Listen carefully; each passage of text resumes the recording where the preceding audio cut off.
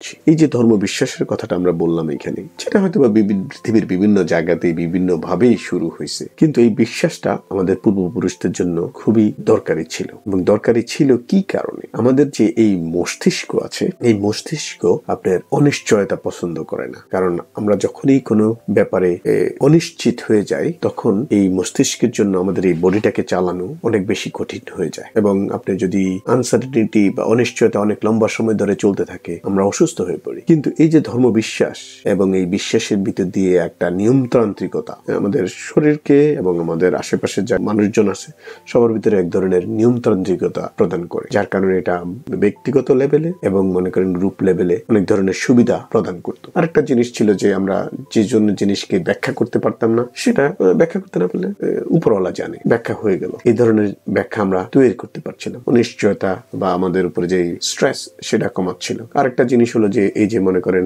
আপনি তো বিশ্বাস একা একা করছেন, কিন্তু হয়তো বা দেখে যে বিশ্বাসটা কোন একটা গোত্র বা আপনার একটা কমিউনিটি ফর্ম করছে, কমিউনিটির ভিতরে বিভিন্ন রকমের আচার অনুষ্ঠান, পূজা পার্বণ, ঈদ, চাঁদ, এগুলা হচ্ছিল। এগুলা আমি বলছি হলো এখনকার পরিপ্রেক্ষিতে, হয়তো আমরা যদি 1000 বছর আগে যাই, অন্য ধরনের অনুষ্ঠান ছিল, বাট ধর্মীয় অনুষ্ঠান বা বিশ্বাস ভিত্তিক বিভিন্ন রকমের অনুষ্ঠান তো ছিলই। এই সমস্ত গুলাই এক ধরনের বেনিফিট প্রদান করতেছিল ইন্ডিভিজুয়াল লেভেলে এবং আপনি সামাজিক পর্যায়ে, যার কারণেই যে ধর্মের যে উপকার সেটাই সবাই পাচ্ছিল। কিন্তু সমস্যা হচ্ছে হলো যখনই আপনি কোনো কিছু ব্যাখ্যা করতে পারছেন না, আপনি একটা ভুল নিশ্চয়তা হয়তো বা নিচ্ছেন। এখন হয়তো বা আনসার্টেনিটি, যে অনিশ্চয়তা আমরা যেটা কমালাম, সেই অনিশ্চয়তা হয়তো আমরা ভুলভাবে কমাইছি, যেটা কিনা আমাদের সম্ভাব্য কোনো সংঘাত কে টের পাইতে সাহায্য করেনি। আরেকটা জিনিস হলো যে আমরা যদি বলি যে সাম্প্রদায়িক অনুভূতি, আমরা যে কমিউনিটি সেন্স, কিন্তু এটার একটা সমস্যা হলো দুই কমিউনিটির ভিতরে তখন ক্ল্যাশ হয়ে যাচ্ছিল। মনে করেন এক গোত্র এক ধর্মে বিশ্বাস করে, আরেক গোত্র আরেক ধর্মে বিশ্বাস করে, তাদের ভিতরে